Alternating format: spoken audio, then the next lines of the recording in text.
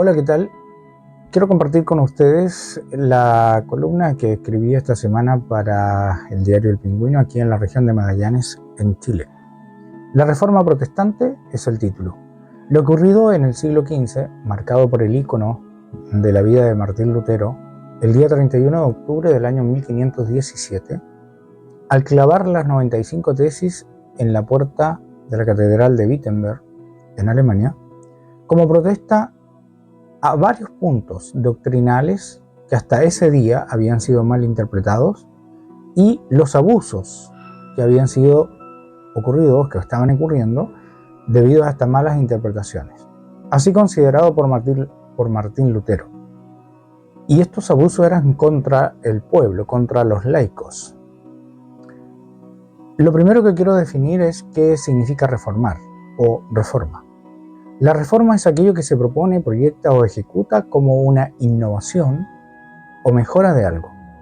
Y reformar significa volver a formar, rehacer, modificar algo, por lo general con la intención de mejorarlo. Uno de mis profesores, cuando estudiaba teología, dijo lo siguiente: Lutero nunca tuvo en la mente la idea de salir de la Iglesia Católica. Su intención, junto con otros reformadores antes de él, era producir justamente eso, una reforma, un cambio. Solo eso. Pero la historia nos muestra que su actitud reformadora fue abatida con una fuerte persecución y posterior una expulsión de las filas de la iglesia reinante en ese momento. Los efectos de la reforma protestante en la sociedad.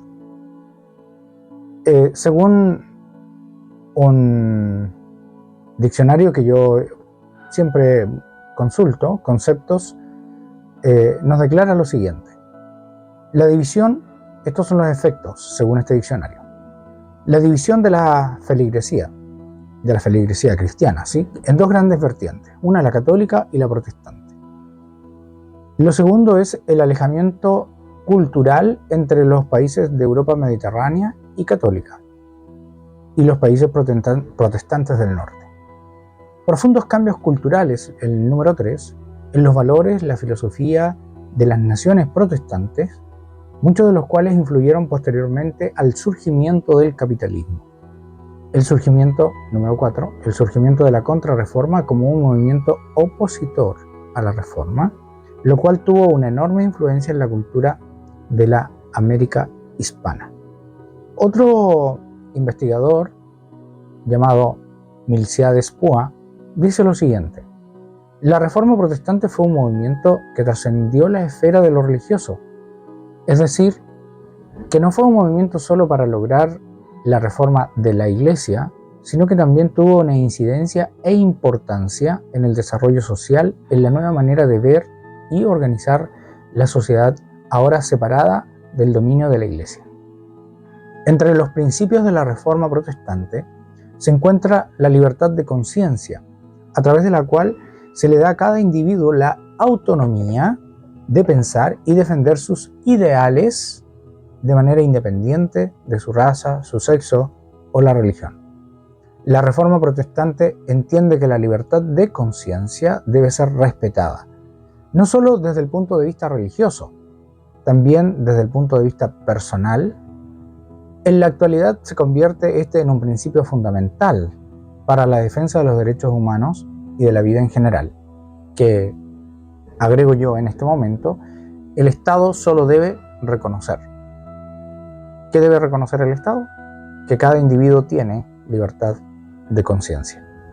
Otro principio importante de la reforma protestante es el pensamiento crítico, la capacidad de pensar más allá de la religión, de manera libre y de manera autónoma. Siendo el pensamiento crítico inherente a la educación, la reforma protestante defendía, y defendemos hasta el día de hoy, la alfabetización, la divulgación del conocimiento y el análisis de la sociedad basado en el método científico y no en la mera opinión personal. Deseo resaltar, yo personalmente, el trabajo de Martín Lutero y su esposa. Ellos fueron los creadores de las primeras escuelas para mujeres. Esto es muy importante, esto no se cuenta en las escuelas, no se cuenta en la historia en general. Luego, Martín Lutero también es destacado porque él fue el impulsor y traductor de la Biblia en la lengua materna para todo el pueblo alemán. La traducción de las Sagradas Escrituras fue entonces impulsada justamente en el tiempo de la Reforma.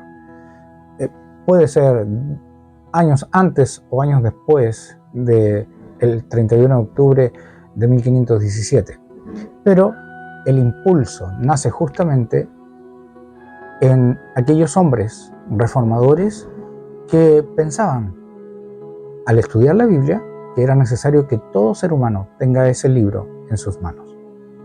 Ciudadano consciente, usted que está escuchando en este momento, cristiano consciente, hay mucho que escribir y transcribir, pero ahora de manera actualizada y contextualizada, de la historia de los reformadores protestantes.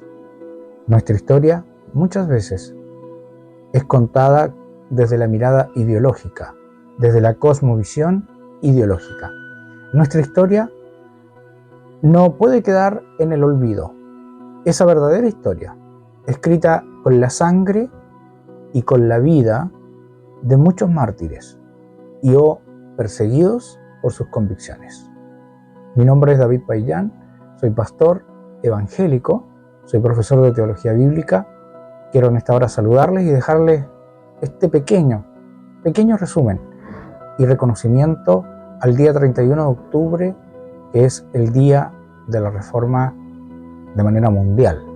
¿Sí? Hay mucho que hablar, mucho que contar, y por eso es que decidí hacer este pequeño video. Dios les bendice y recuerda, ¿sí?, que Dios te ama.